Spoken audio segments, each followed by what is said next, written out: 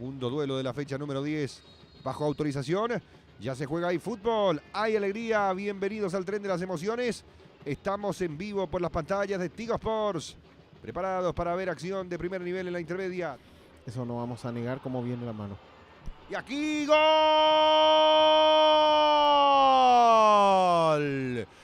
¡Gol!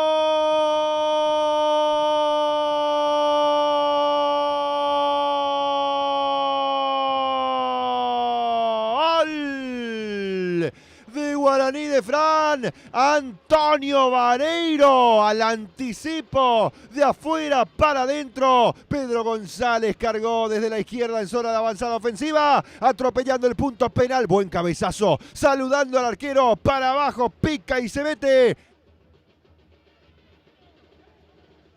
Se vendrá el envío a zona de área. El que va a lanzar es una vez más Víctor Ayala. Carga Ayala con el centro, cabezazo en el primer palo. Y después la saca José Báez, muy atento. Cerrando conducto, cerrando camino. Cuando todo parecía complicarse. ¡Va el gol! ¡Está habilitado!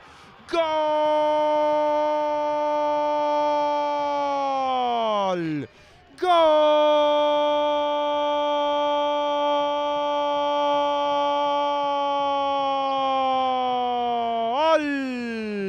De Encarnación, Abel Brite se reencontró con esa pelota después de que la despeja José Báez, quedó suelta, la cabeceó Vega primero, el envío y el pase de taco fue fantástico. Ángel González para clarificar todo en ofensiva y terminó resolviendo frente al arco Abel Brite. Surgieron dudas por la posición, pero estaba correctamente habilitado. Brites lo empata para Encarnación, tremendo pase de Ángel González. Sí, gran pase, porque Ángel se da cuenta de que no está en posición de remate, no duda.